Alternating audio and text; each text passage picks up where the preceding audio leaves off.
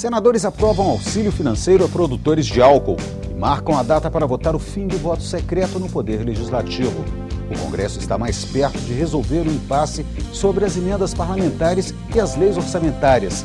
A segurança pública pede mais dinheiro para combater os crimes e avança o projeto que permite suspender o contrato de trabalho se a empresa estiver em crise. O Jornal do Senado está começando. Boa noite. A proposta de emenda à Constituição, que acaba com o voto secreto no Congresso, tem data para ser votada em plenário. O acordo foi fechado durante a sessão desta quarta-feira. Hoje, os senadores também discutiram a definição do trabalho escravo e aprovaram uma medida provisória que indeniza produtores de álcool ou combustível. A MP 622 libera 380 milhões de reais para custear um auxílio pago aos produtores de etanol da região Nordeste, prejudicados pela seca. O benefício foi instituído por outra medida provisória, a 615, aprovada em setembro. A oposição apoiou a medida, mas reclamou que ela demorou a ser editada pelo governo federal. É uma medida provisória extremamente tardia. Nós estamos tratando de perdas ocorridas na safra de 2011 e entregues até agosto de 2012. Ou seja, no mínimo 1 ano e meio depois dos prejuízos suportados pelos produtores. Com a aprovação da MP, a pauta ficou destrancada e os senadores iniciaram a discussão do projeto de lei que regulamenta a chamada PEC do trabalho escravo. Se nós não tivermos uma definição explícita do que é, senhor presidente, o trabalho escravo, nós vamos fazer injustiça com os produtores do país. E vamos também fazer injustiça com aqueles trabalhadores que de fato forem maltratados e que de fato forem escravizados. Nós não vamos fazer uma lei genérica. Nós não vamos deixar na interpretação de qualquer fiscal a caracterização de um trabalho escravo que pode expropriar o bem de uma família, e nós não vamos deixar também, de forma frouxa, uma caracterização que pode macular o setor produtivo brasileiro. O projeto define o que é o trabalho escravo. Ele foi colocado na pauta depois de ser aprovado pela comissão mista responsável por regulamentar dispositivos constitucionais. Depois de muito debate, os senadores decidiram votar primeiro a proposta de emenda à Constituição que prevê a expropriação de terras onde seja constatado esse tipo de trabalho. Nós não podemos discutir a regulamentação, ora, se ainda não apreciamos a PEC, a emenda constitucional. A votação de outra PEC também foi debatida pelos senadores.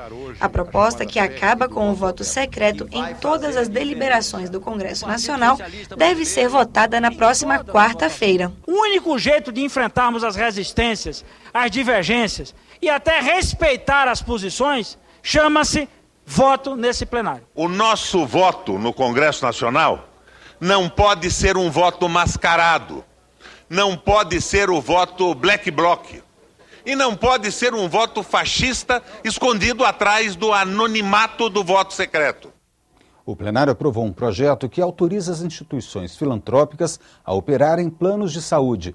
Outra proposta aprovada foi a criação do Grupo Parlamentar Brasil-Venezuela.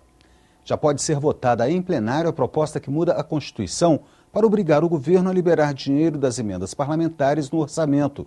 Nesta quarta-feira, a Comissão de Constituição e Justiça terminou de analisar a matéria. E o presidente do Senado marcou para terça-feira que vem a votação da PEC. Resolvida a questão das emendas de deputados e senadores, o Congresso vai votar a Lei de Diretrizes Orçamentárias. A LDO deveria ter sido votada em julho, mas por falta de acordo, a Comissão Mista de Orçamento só aprovou o texto na semana passada. Nesta quarta-feira, o presidente da comissão e o relator do projeto se reuniram com o senador Renan Calheiros e saíram do encontro com uma data certa para votar a matéria no plenário do Congresso, dia 19 de novembro. O acordo saiu depois que a Comissão de Constituição e Justiça do Senado concluiu a votação da PEC, que prevê o orçamento impositivo. Não é mais entrave porque nós incorporamos a tese de que há um grande entendimento feito entre os presidentes do Senado e da Câmara e manifestado através do senador Eduardo Braga, que é o relator do orçamento impositivo. A LDO define como o Congresso deve elaborar o orçamento de 2014. O texto que vai ao plenário já obriga o governo federal a liberar o dinheiro das emendas parlamentares. No ano que vem, cada senador e deputado poderá apresentar 14.680.000 reais em emendas, 20% a mais do que em 2013. E metade do dinheiro vai obrigatoriamente para a saúde. Representantes da Polícia Federal e secretários estaduais de segurança pública querem garantir no orçamento mais recursos para o combate ao crime. Eles participaram de uma audiência na comissão especial criada para sugerir formas de financiamento para o setor. Delegados disseram na audiência pública que o orçamento para a operação da Polícia Federal em 2013 é de 883 milhões de reais. Metade vem da própria instituição, como taxas para emissão de passaportes. O resto é repassado pelo Tesouro Nacional. Os policiais consideram essas fontes de financiamento insuficientes e querem a vinculação de recursos para a segurança pública no orçamento da União. É a garantia de que mais dinheiro será repassado para o setor. Quanto mais nós nos debruçarmos para estudar esse assunto e investirmos no aumento do orçamento, na fixação de valores orçamentários, de fontes fixas de financiamento, mais as polícias poderão fazer investimentos a longo prazo, mais estruturantes. Não se tem segurança pública se não tiver capacitação e inteligência. Em especial, a Polícia Federal necessita de investimento em inteligência. O secretário de Segurança do Mato Grosso diz que hoje, para receber ajuda do governo federal, os estados precisam apresentar projetos em editais do Ministério da Justiça, que podem ou não ser aprovados. No ano você consegue fazer um investimento, no outono fale aquele investimento. Muitas vezes o que acontece é que você compra carros, no outono você não tem como fazer o custeio das viaturas. Muitas vezes você tem necessidade de operações, não tem diária suficiente para manter os policiais em determinadas regiões. A comissão analisa 44 matérias sobre o tema. 3 são propostas de emenda à Constituição. Uma delas cria um fundo nacional composto por impostos recolhidos na indústria de armas e no setor financeiro. O relatório deve ser entregue até fevereiro do ano que vem. Não é só a utilização, o aumento do volume de recursos, mas é a gestão desses recursos, a capacidade de tirar projeto do papel, a capacidade de implementar o que efetivamente nós todos desejamos, uma sociedade livre, tranquila, em paz, sem a existência de crimes ou reduzindo-os a índices que sejam toleráveis. A mudança dos índices para corrigir as dívidas de estados e municípios com a União começa a ser votada na semana que vem. A matéria será analisada em conjunto pelas comissões de Constituição e Justiça e de Assuntos Econômicos. O texto já foi aprovado pela Câmara. Hoje, o governador do Rio Grande do Sul veio ao Senado defender o projeto. Tarso Genro e parlamentares gaúchos pediram ao presidente Renan Calheiros para acelerar a votação do projeto que prevê a renegociação da dívida dos estados. A proposta foi aprovada pela Câmara na semana passada. O presidente do Senado prometeu que vai colocar o texto em votação nos próximos 15 dias. O projeto deve tramitar na Comissão de Constituição e Justiça e na Comissão de Assuntos Econômicos ao mesmo tempo.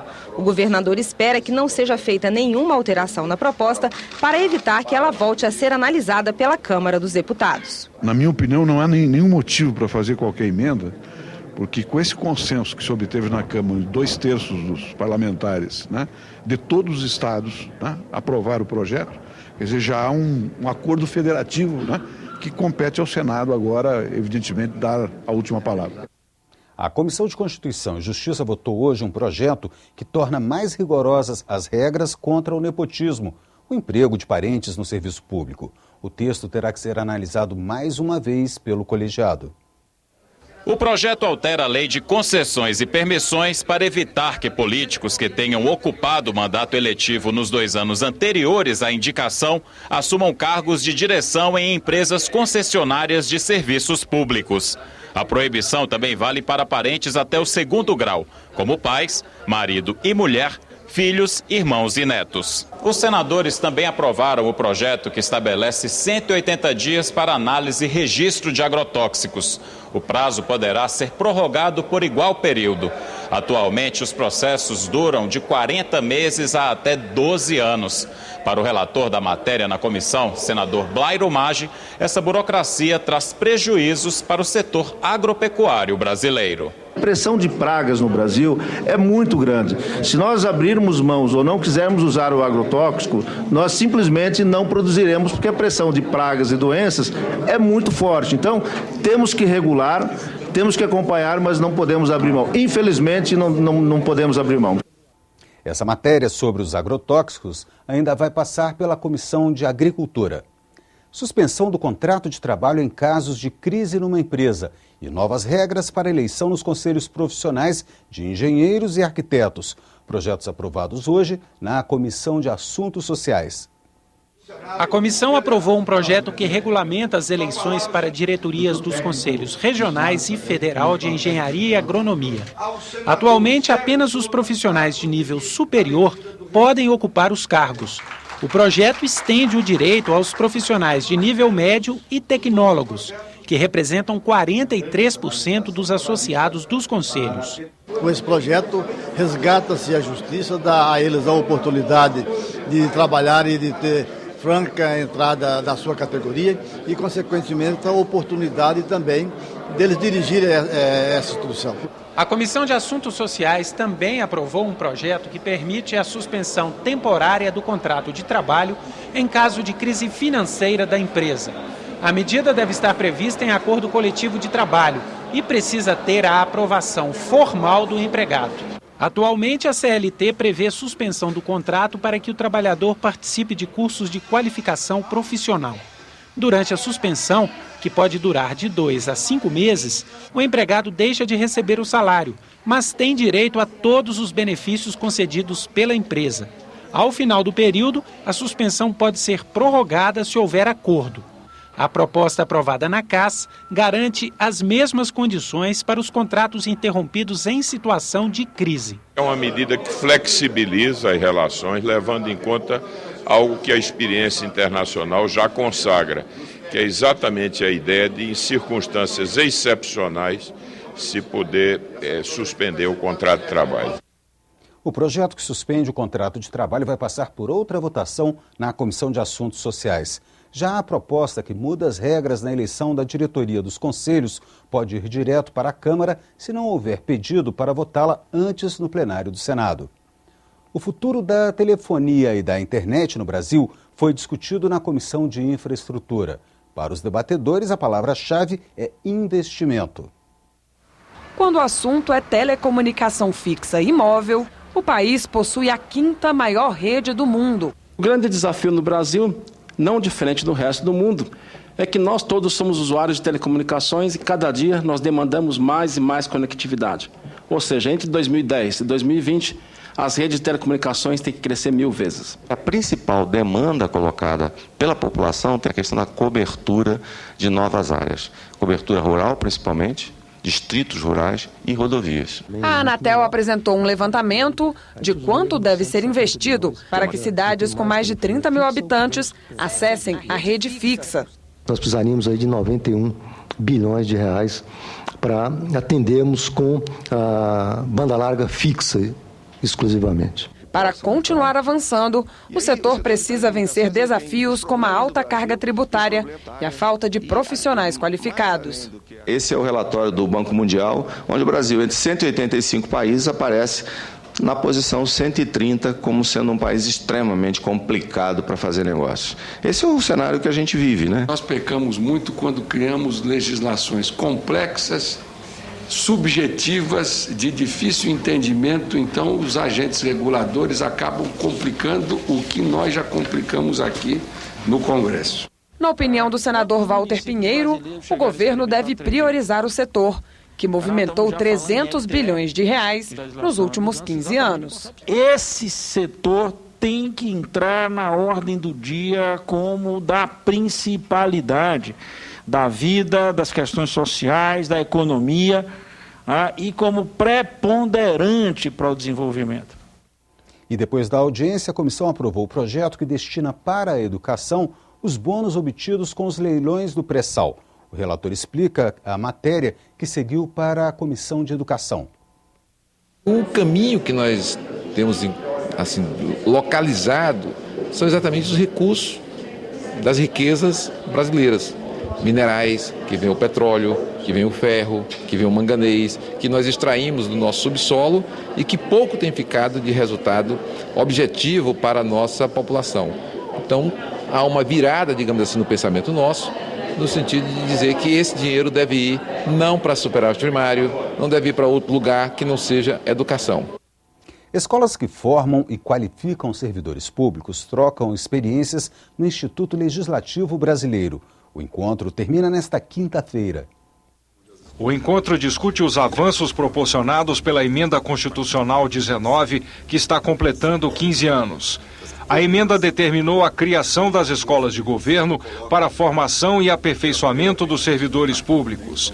A participação nos cursos passou a ser requisito para promoção na carreira. Um momento, que eu diria, de reflexão e verificar que ao longo desse tempo todo, o que já foi feito para a melhoria da qualificação, do aperfeiçoamento do funcionário, do servidor público. O ILB, Instituto Legislativo Brasileiro, integra o sistema de escolas de governo da União.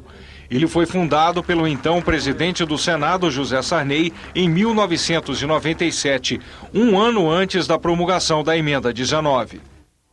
Na página da TV na internet você pode rever as principais reportagens desta edição.